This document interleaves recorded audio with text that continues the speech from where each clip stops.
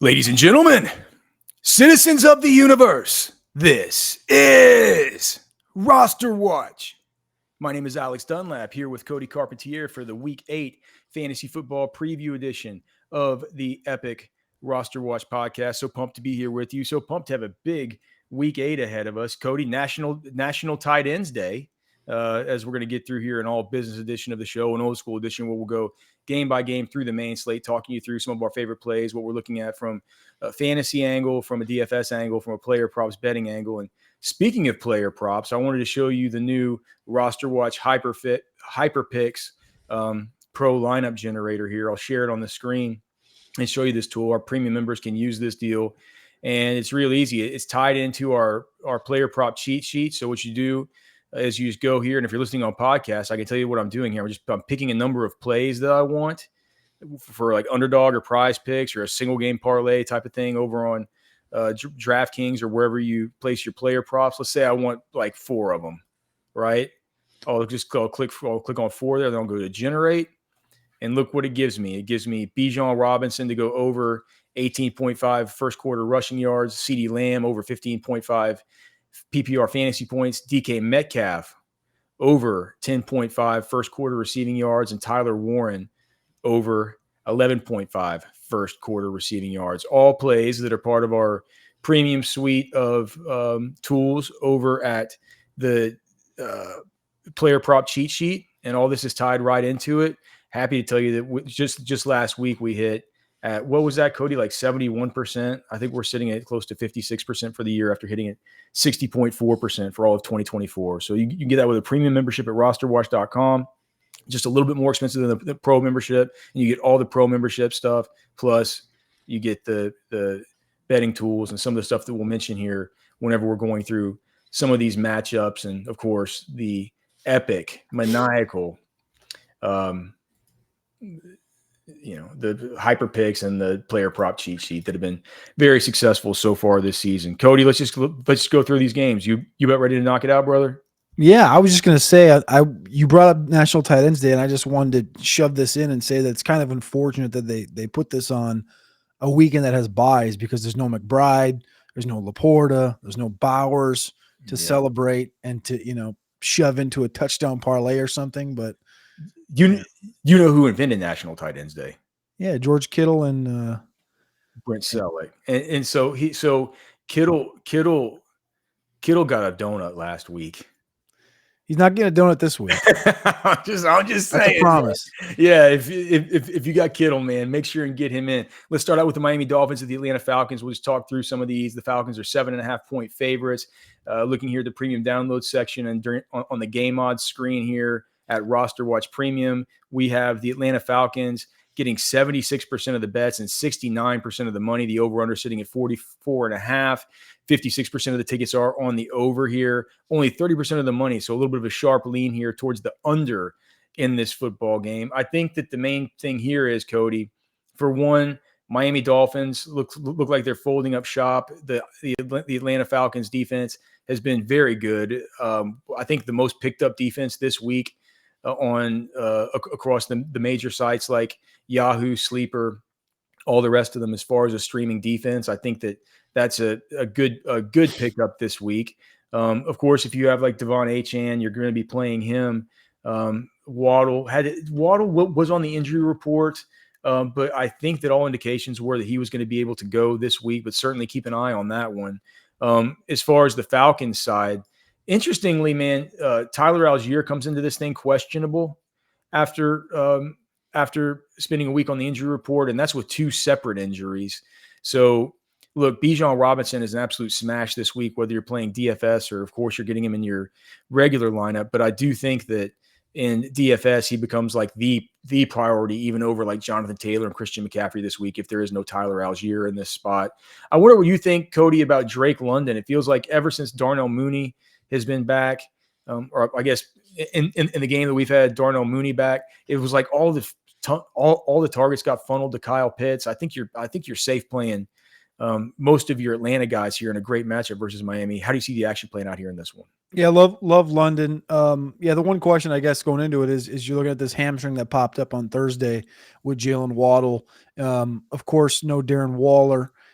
So we'll see where the targets kind of go in this situation. I kind of I don't know. I kind of anticipate this thing being kind of messy on that side of the ball. It's been messy for the majority of the year. You look at Malik Washington getting more snaps, more opportunities, but what's that going to do for you? He had 8 fantasy points last week, but if there's no Waddle, I do anticipate that being quite an uptick and us getting some value out of Malik Washington there. The biggest discrepancy in the rankings this week is at the tight end position that we brought up a second ago. It looks like at the tight end position, Trashman forgot that it's National Tight End Week. He's not as big of a fan of Kyle Pitts as we are.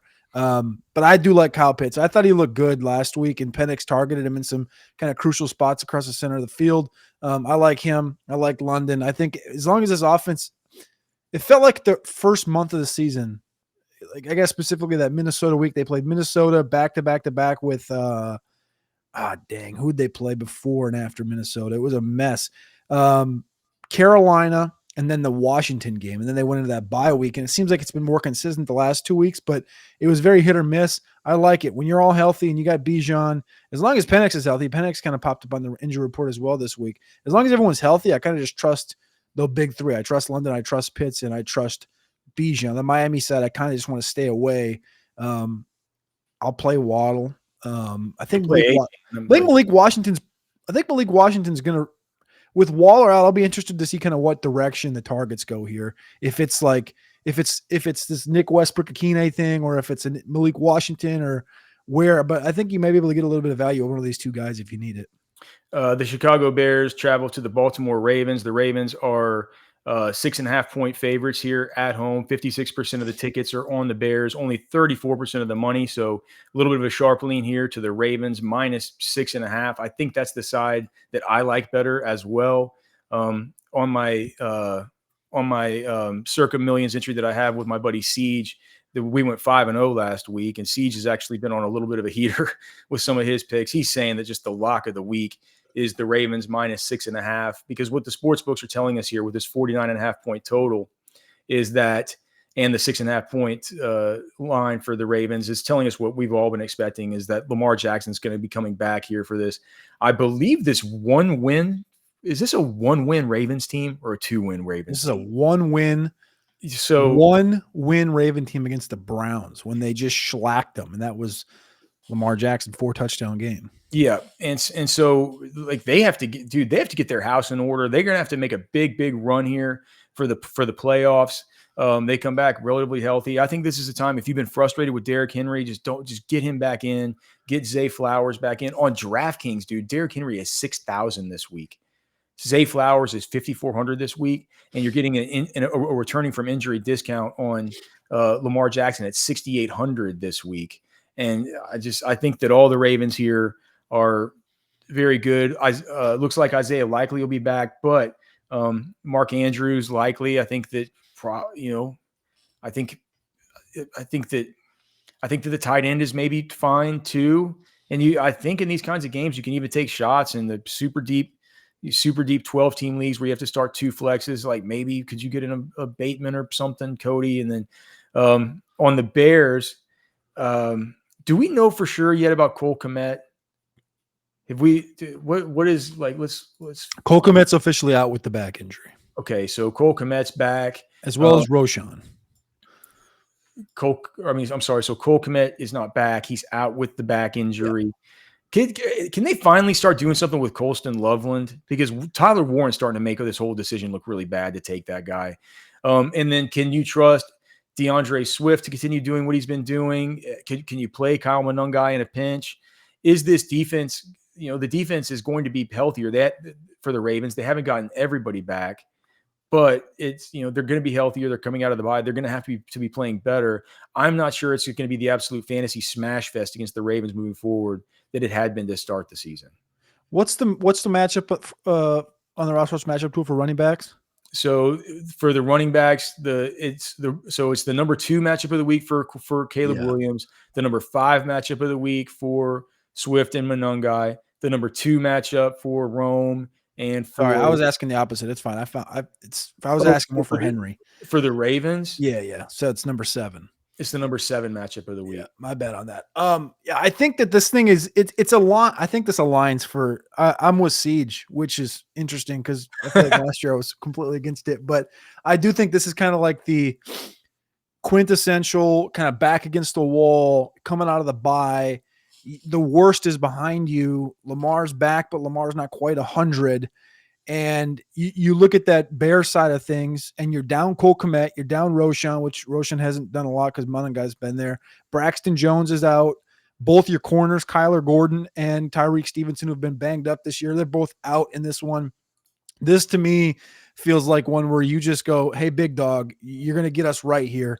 And Derrick Henry's going to be a smash. And you look at the way the schedule unfolds. Now, it's been rough the last couple of weeks, and there hasn't exactly been the best teams in football for the Ravens. But you got the next 5 weeks, Bears, which have been hot. But, I mean, you've been hot against the Saints and the Raiders, right? Now you got Bears, Dolphins, Vikings, back to the Browns, who you already smashed, Jets, Bengals, your next 6. You can get right really quick here. I think it all begins with a big run game here. And you brought up Rashad Bateman. I think Bateman's interesting. I think he won like Walter Payton Man of the Week or something like this the last week for off-field stuff. So not that matters for on-field, but to me, this game circles right around just getting Lamar in the game and out of the game healthy, and really all the way around Derrick Henry for the Ravens side of things. I probably would generally, like in the DFS side of things, stay away from the receivers and probably the tight ends as well. I think this thing zeroes in on the run game. And then for the Bears side, I think he trusts Swift. Monaguy's going to get his normal workload that he's been getting and kind of growing the last couple of weeks. I've seen some off-field stuff where it seems like he's growing in the locker room too, as like a locker room guy that they like. And I do think the Loveland side of the conversation does continue to grow now that the opportunity is going to be there without Kmet this week. You look at last week, he had a 63% of the routes, which was his season best. He had 5.4 fantasy points. So I think that's going to take another upstick, or maybe get him ahead of 70% of the routes, and some real opportunities like we got from Burden earlier this year. Cody and I have a new elite spice blend that we're selling. It's called the Alpha. It's the elite spice blend, and it has no seed oils, no MSG. It is delicious. We have not, man, we keep selling out of this stuff. It's alphaseasoning.com is where you can go to get it.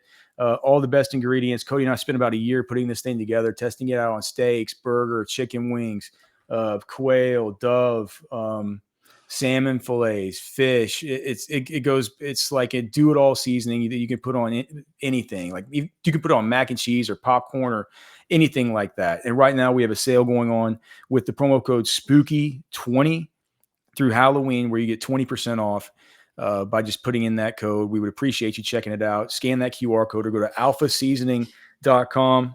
Cody, we vouch for it that this is the best seasoning that man has ever seen. This is the best seasoning that man has ever seen because you can use it on everything. Literally, I use it on everything. Today I used it on some chopped chicken on top of my rice. I don't eat chicken all the time, but I do love chicken with Alpha Elite. I use it on hamburgers. I've used it on ribeyes. I put it on edamame, which sounds bizarre, but edamame in the pod instead of salt, on popcorn, potatoes, like you name it, you can use Alpha on it. And my wife loves it, so that's always a plus when the wife loves it. Not just a couple of meatheads telling you it's good. If the wife tells you it's good, you got to trust it. Not too spicy. My kids are wusses about spice, and they love Alpha. So check it out, alphaseasoning.com. Support your boys and support our little spice business here. All right. Back to our other business, Cody, which is of course Roster Watch. And let's get to the next game. We have Buffalo at Carolina. I guess there is a lot to talk to here because we get so many questions about, should I start Shakir? Or what do we make of the whole Chuba Hubbard, Rico Dowdle split? I've had sort of a little bit of trouble with parsing that stuff out whenever we have been kind of putting together our rankings and sort of seeing what that's like versus the model this week, only because Buffalo presents on the Roster Watch matchup tool for our pro members the number 6 matchup for opposing running backs this week. So if it were just Dowdle again, I would be all the way back in. But it felt like Chuba last week, a little bit too much run, almost. Dare I say, looking almost kind of like back to being can we say kind of back to being kind of at least looking like a guy that they treated a little bit more like the one. Was that the way it seemed to you? I know it was 54% of the snaps that he had compared to 46 for Rico Dowdle, but correct me if I'm wrong. Even though Dowdle ended up out touching him and out producing him, I think Chuba was in there. I think I remember seeing Chuba in there first. Chuba was, and I didn't take the bet last week. Oh, yeah. You should have. How do you see the fantasy action playing out here in this one? I don't know. I think the split is interesting. I think I'm going to play the coward game and just kind of like have them back to back, and which is the same thing I did last week. I'm going to have Chuba one spot ahead. I don't think it's a good matchup. Like, there's no Bryce. We're going to get Andy Dalton here, which generally would say it's going to be a competent, you would trust it because I think Andy Dalton's competent enough, but I think you got Buffalo coming off of a bye. I don't love the situation here. And as far as game flow goes, I think it's going to be more fighting back. And you can see how Buffalo can get ahead in these games like this. And it's all of a sudden 24-0, 24-7, and it's a lot of pass happy downs, which leads you to more Rico, because Rico last week, when you look at the routes run, Chuba ran 47%, and we had Rico Dowdle in for 74% of the routes.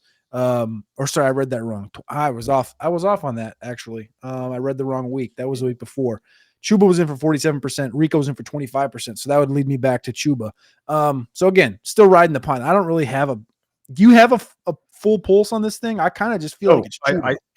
I truly don't. I kind of just feel like I want to trust Chuba because, again, it's the same theory as last week. Like, he's just the guy that they gave the money to, and like, that's their guy. Rico's very good, but here's the thing. It's a Bimageddon of a week. I doubt you have both of them. If you're planning on playing the one that you have on your roster and you have to play him, it's fine to play him. I wouldn't be super excited about playing either one. I mean, I don't think there's anybody out there that's having to make a choice. Are you playing? You're not playing Kyle Monangai ahead of him.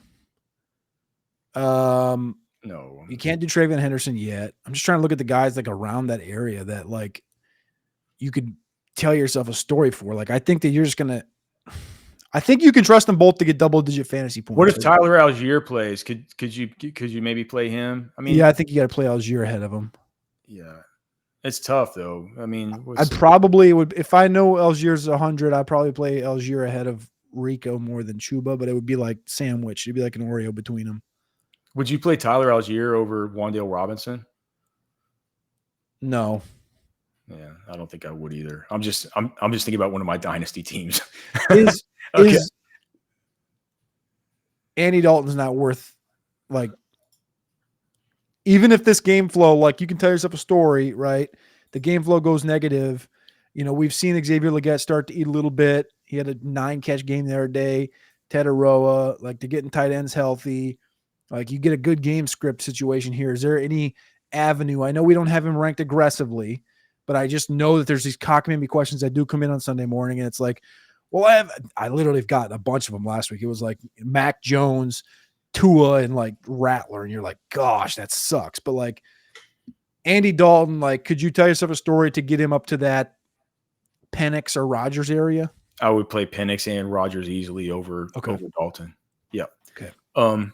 And I'm having to. If I could, if my ultimate, what I would like to do in that situation is just be able to play Flacco, but it feels like Flacco got picked up a bunch this week. Yeah, in leagues where you have one of these, one of these quarterbacks who's out. Flacco in a tiny revenge spot too. Yeah, a little bit. Let's go to the next one here. Did we already talk about Jets at Bengals? We can skim through it quick. We can skim through it. Bengals here, 6-point favorites. At home, we have the Jets getting 22% of the tickets, 18% of the money. Everybody is on the Bengals here. All the cash is on the Bengals here in this 44.5 total. But the sports books are not moving this thing. They're not. Gosh, it's like on DraftKings, it's even down to -6, wherever it was at -6.5 before. almost a little bit of a reverse line movement there. I'm not sure what that's supposed to mean, whether they might know something about maybe Tyrod Taylor, whether he's not going to be able to go, whether it's Justin Fields, et cetera. We know no Garrett Wilson in this game, no Sauce Gardner in this game. So obviously, like, I think if you have Chase Brown and you've been angry with him, just play him. Of course, you play T. Higgins. Of course, you play Jamar Chase. On the Jets side of things, I know that you've been frustrated with Breece Hall and he might get traded or whatever else. But if there was ever a spot for him to pop off, I know that all the optimizers and stuff said it was going to be last week. I personally think that it would be this week. How do you see things playing out here, Cody? How awesome has it been, like, that we got the savior in Joe Flacco for the Jamar Chase situation of the world? Like, this thing is just the rebound. We were hoping for a Jameis Winston, and it's almost like the Flacco thing has been kind of better. Yeah. Kind of better. The line is interesting here. I think generally I would jump and go, oh, that's easy. I love Cincy here. But you look at the last 2 weeks, I know the Jets haven't played like the toughest competition in Carolina, and Denver was the week before. They only give up 13 points in each of those 2 games. Like, I don't, not saying like I think the Jets have a good defense, which I think they have a competent defense when they want to play. I just wonder how tight this thing gets a little bit. Secondary is really bad without Sauce. Yeah, but what do the Bengals struggle with up front, right? And that's where the Jets kind of have a strength, is their front. I would say 4 to 6.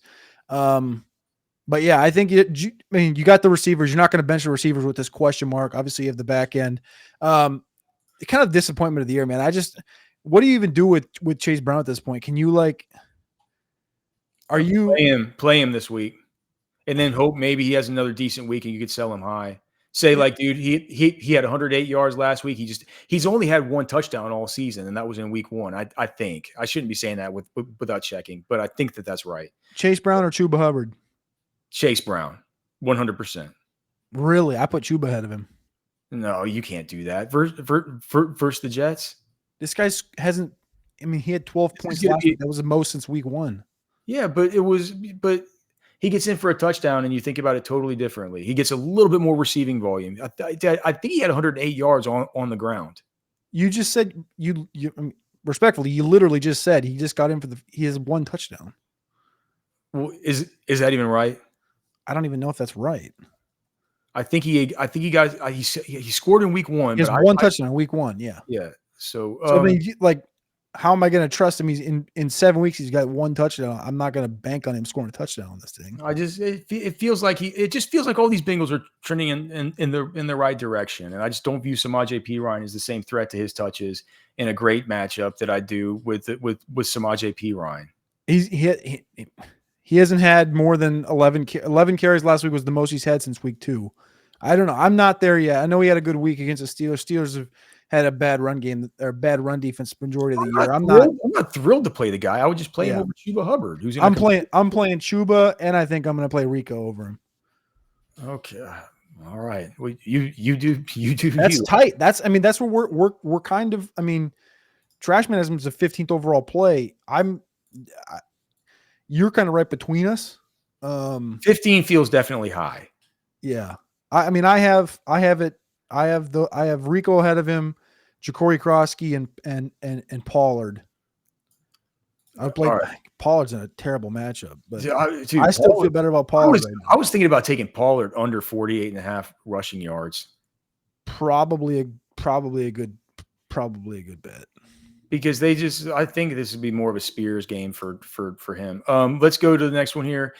We'll be able to blast through this one. San Francisco at the Texans. We have the Texans here is 1.5 point. Now this thing smells on FanDuel. Now it's San Francisco plus 2.5. This thing smells. So on the circuit, you think it smells like a trap? I don't get it. I don't understand. 86% of the money is on San Francisco plus the points. 86% of the bets, 89% of the money, a 41.5 total in this game. CJ Stroud at home, D'Amico Ryans against all the coaches that he used to be with there with the 49ers. You have National Tight Ends Day for George Kittle.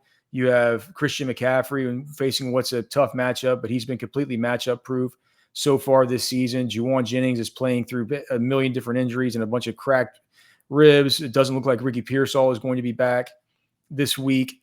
Kendrick Bourne, a lot of the shine off of him, and now he goes into a super tough matchup as far as the Texans. How comfortable are we now with no Nico Collins, no Christian Kirk, possibly getting in Jalen Noel, who had 7 targets last week, operating predominantly out of the slot?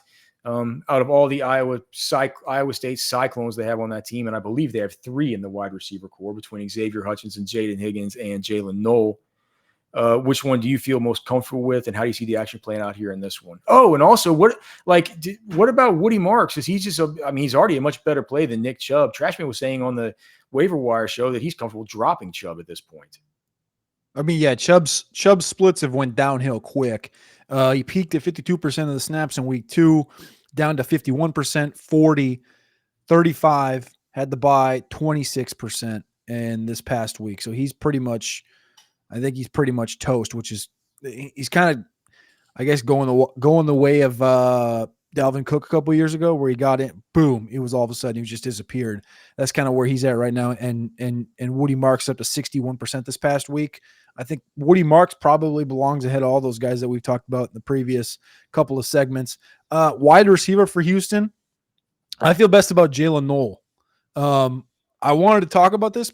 I put it in the waiver wire cheat sheet earlier this week, but I kind of feel like he's I don't know. I feel like a weird deja vu type of situation, because I remember having like conversations about Jalen Noel and Jaden Higgins in the pre-draft, and you were ahead of me on them. And now I'm like way ahead on Jalen Noel this week. And am I wrong here? Like, I put him as a back end wide receiver 3. I have him 33rd overall. I haven't updated my personal ranking on Noel, and have I taken the model ranking off of him since Nico Collins has been ruled out? Let me look. The model is off of him, yeah. So he's currently for us just a touch ahead of Chris Moore and Xavier Hutchinson. Still behind Bateman. I need to move up. I personally haven't accounted for no Nico yet. So I'll be moving up Noel on updates to the sheet. And also, if you guys have questions about the rankings, make sure and just come ask us. We have the live sit start thread on Sundays. I'll be in there this week just as soon as I get done with church. It'll be like probably 10 a.m. Cody Trashman should be around before then, but all the way up till lineup lock. Like we answer all your questions on the whole sheet, whether it's me, Cody, Trashman. We answer your sit start questions, and during the week in the pro threads, we try and get to as many as we can, helping you with your trades and your waiver pickups and stuff. Just another perk of being a pro member over at RosterWatch.com if you need that boost to help your team win this week. And also, if you're just trying to get into the pick'em streets and make some money here with the player props, which have been very successful once again so far this season. Is maybe, do you think Dalton Schultz might be the number one benefactor here in this whole thing with Kirk and Nico? What did Homeboy have last week? Like 12 targets? I was going to say he had a massive week last week. Yeah. I think, and at just 3,300 on DraftKings, I think he's going to be the most popular tight end play on the whole slate. You'd prefer him over Noel if you had like to head up to pick between the two, like in a flex spot? Last week he had 10 targets, 9 for 98. Noel had 7 for 4 for 77. Yeah. Man, Noel's a G. I know. And Noel feels like, I'm not going to say the comp you had for him, but if that comp is, if you got water in that comp, that's. Noel's a great player, dude.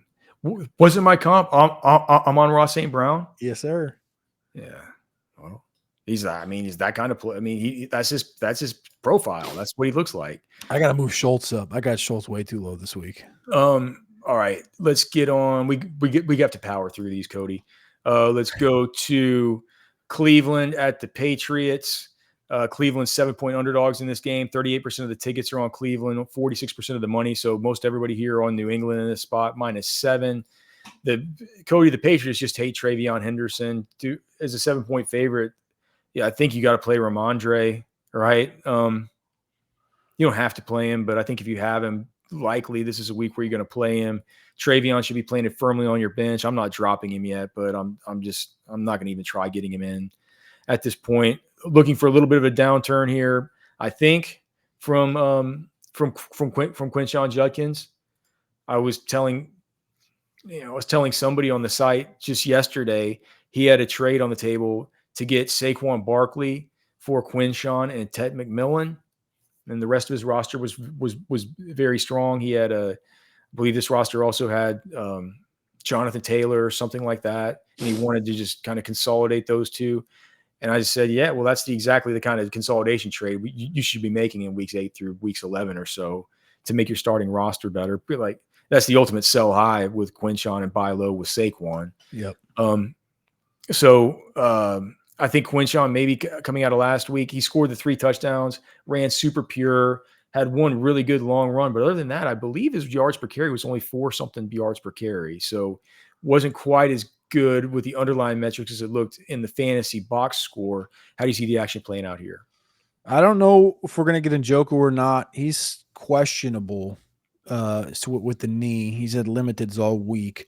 The target share the last couple of weeks, if there's no Njoku, the target share for Harold Fan is kind of hard to ignore. 28% target share this past week. The week before that, it was 21%. Both season highs, of course. Fantasy points weren't quite there last week, but I think that bounces back this week if there's no Njoku. The Quinshawn thing's a tough matchup. This should be the Ohio State running back bowl right here. With Quinshawn, This should be, man. should be, but and also, I mean, we had Mike Vrabel work with the Browns the last couple of years and work at Ohio. Like this is the ultimate spot, but I think we're going to get completely sat in the corner in the chair to watch if we do end up playing him again, which I don't want any part of. Kind of a just straight up bench situation. I mean, his snap share was a season low last week, 14%. Like you can't play Travion. So this is we're screwed either way here. We either bench him and he does something, or we play him and he does nothing. So I don't know. The overall situation here, I'm generally, as far as the Patriots side of the conversation, I feel like I'm generally higher on Butte. I think consensus is much higher on Diggs than anything. But Butte's had a good stretch these last 3 weeks, and I kind of just feel that's the direction I think that this offense needs to lean and should lean, and I think where Drake May has leaned. He had 26 fantasy points in week 6, 13.5 last week, 75% of the snaps. Diggs is good, but I mean, he had that one big pop off against the Bills, and he's kind of come back down to earth. So I'm much more heavy into Diggs, and then I think you also have Hunter Henry here, who again, it's you're much more heavy into Booty than to Diggs, right? Did I say that backwards? Yeah, that's what I meant to say was Butte over Diggs, and then it's national title. You have Booty straight up ranked over Diggs. Yeah, I have Booty at 23, Diggs at 32. Really? Yeah, I'm not sure that that's right. What's wrong with it? Well, I think that I don't know. Like, I mean, Diggs is questionable this week, but it's just like, I mean, just look. If you just compare their, like, let me just. I mean, am I totally off here? Like, I mean, they're overall wide receiver 26 and wide receiver 29. Let me just see here. So Booty versus Diggs just on the season. It's Diggs is getting what 5.57 receptions per game. Booty's getting 2.86 receptions per game. The route percentage is about the same, 62% versus 69%. The target share, 22% versus 12%. Kayshon Booty's beating him in air yard share, 27% to 24%. Much better yards per route run, 2.87.2 versus 2.03.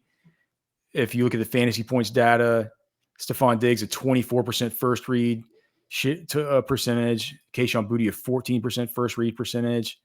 The expected fantasy points for Stephon Diggs is 4 points better. No, Stephon Diggs is the better play. What do you want to bet? I mean, you want to put a Jersey Mike's on it? Deal. All right. But you know, Jersey Mike's actually, I've heard was bought out by private equity. So I wonder if they're going to start going downhill like Firehouse is better anyway. Like Whataburger did.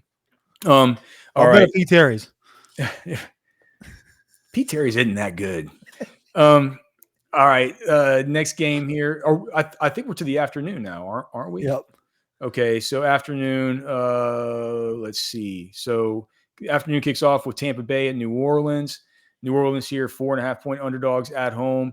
Is 67% of the tickets are on Tampa Bay -3.5, but only 42% of the money. So weirdly, it looks like sharp bettors are probably taking the home team and the points here. Kendre Miller now out for the season. What does that mean for Alvin Kamara? Chris Olave has been on the injury report all week, but they're acting like he's going to play, coming off his relative monster game last week, although it did not come in a traditional Chris Olave volume type of role. We have Juwan Johnson, who's been questionable, but he got back into full practice participation without a green no-contact jersey on Friday. So we're expecting him to be able to go here, coming off of a big game himself. There were a lot of worries initially about Taysom Hill, but it doesn't feel like they're even using him as a tight end anymore, as much as they're using him as this cockamamie kind of wildcat quarterback. It feels to me like Hill is hurting Kamara more than he's been hurting Juwan Johnson as of late. And then for Tampa, of course, you're going to play Agbuka. Of course, you got to play Rashad White. Be interested to hear if you're going back to any of this Tez Johnson or Kate Otten nonsense. Yes. I was just double checking to see if they were going to do anything with Audric Estime. I haven't seen if there was a note or not. I think it's going to be Devin Neal most likely in that number 2 spot, right? Yes. Estime was just signed to the practice squad, so I don't really think that's going to be much of anything. Velus Jones, likewise. I think this thing completely circles around. Well, didn't they elevate? They elevated Velus Jones from off the practice squad to the 53, and then they brought on Audric Estime to the practice squad, right? Isn't that how that worked? I read that they signed both to the practice squad. That's what the transaction wire had on Wednesday night, but that might have changed. All right. That might have changed since, because there was a data point that said that he was already on the practice squad too. So I don't really know, but that was the ESPN transaction wire. Anyways, Buccaneers have won 5 of the last 6 here. They've won the last 3 in New Orleans. Again, I think this number is a little bit small. I'll be interested in your guys' thoughts for this thing as far as the circa goes this weekend. Saints are 0-6 as underdogs. Tampa's 3-0 as favorites this year. As far as the Tampa side of things with Tez Johnson, I like Tez. My aggression level for Tez this week isn't as high as Butte, but I do have him as wide receiver 30. Trashman and I both are almost, we're dunking on you with Tez right now. I feel good about Tez. He loves Tez. He's dunk on me. It's kind of I'll bet you Tez couldn't dunk on me. He's 5'6". All right. I like Tez though. I think Tez is in a good spot here, and the targets that we're getting from Baker. I think Shepard's a play. I think I have Shepard as 48 this week. I think they're pukey plays. I think Shepard's a pukey play, but I think he's a good play. And then, you can just bring it back. Kate Otten. We've seen Kate Otten go 10 for 88 before. And when you're down big dogs like Evans and Godwin and Buka's a little bit banged up, like you can bet on an Otten. Yeah. Let's go to the next one here. The Dallas Cowboys and the Denver Broncos. We have the Broncos here. Is it 3.5 now? What is it in the circuit contest? Let me check here. For some reason, I thought it was 3. Okay, so it's going all right. So they're getting the Cowboys now are getting the hook. So if we took the +3 in that, we'd be giving up a pretty important little bit of value that the market has been. I want to stay away from this game. Okay, 80 as far as the circuit goes. Sorry, 83% of the tickets here are on the Cowboys plus the points, along with 92% of the money. No one's on the Broncos. And I don't know what to do in this football game.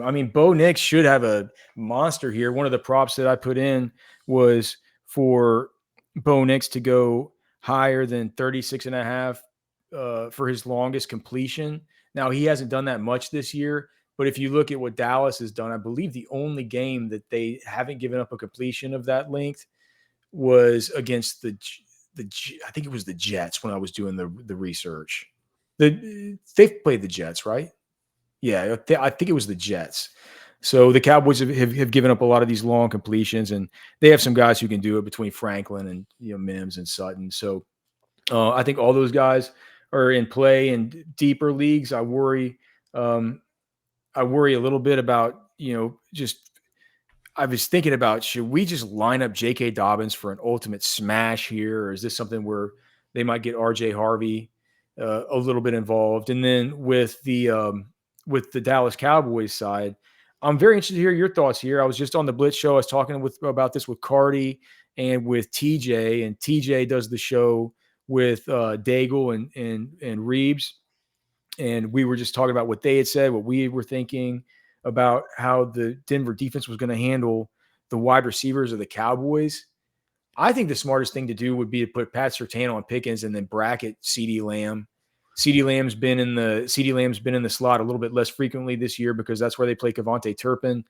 I think when I looked on PFF, it was 31% out of the slot this season for CeeDee Lamb. But if you put him on Pickens, you know that you're not going to have to move into the slot and do all that stuff. So do you have any thoughts about that? Are you worried at all about Lamb? I've been I put in some stuff on Lamb in the player prop cheat sheet, assuming that it's not going to be some kind of ultimate shutdown. I also thought that Lamb looked really good last week. But I'd like to hear your thoughts on how that all works out and how that you see the fantasy actually playing out in this one. I think these guys did have a matchup in college, Oklahoma and Alabama, when it was Lamb versus Surtain. I generally agree with you. I wonder though with I think Pickens is a little bit more of a stretch, situation, I guess, or stretched. What's the word I'm looking for? I don't know. Stretch target. I would think about putting like a Riley Moss or a speed guy over there, but I get where your mind is going with that. I think he would lock Pickens down predominantly. The prop that I went for was RJ Harvey this week in receiving. I think I took the first. Yeah, it's the first half over 5.5 receiving yards. Was it half or quarter? I thought it was first half. First half, 5.5 receiving. I thought this thing popped off the screen to me. Yeah, I like that one. In this game, I don't know. I like Dobbins. I like Harvey. I think this game has kind of, it's not low-key shootout kind of qualities, obviously with Dallas, but with the Denver side of the conversation, they scored 33 last week in that comeback. They scored all 33 in the freaking fourth quarter.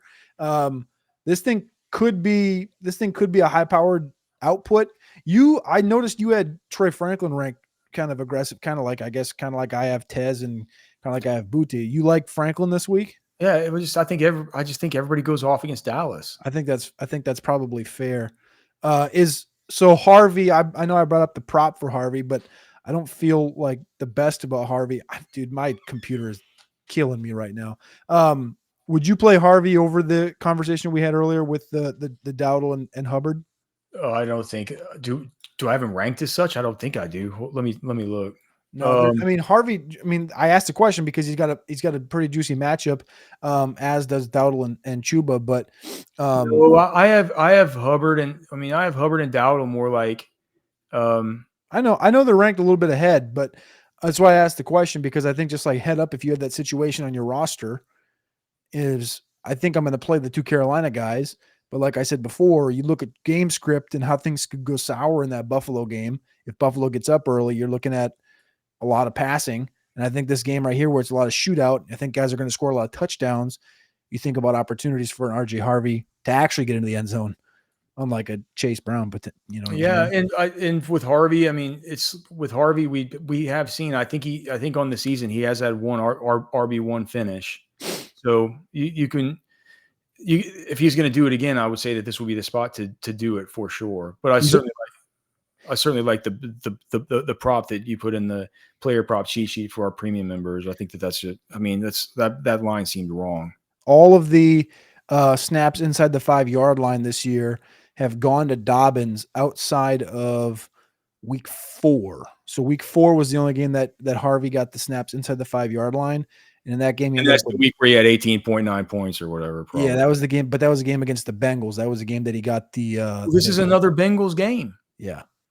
So, all right. And then the final game here that we'll get to is the Tennessee Titans traveling to the Indianapolis Colts. The hapless Tennessee Titans are 14.5-point underdogs going to Lucas Oil. We have 39% of the tickets on the Titans, 44% of the money. And I can understand why. It's 14.5.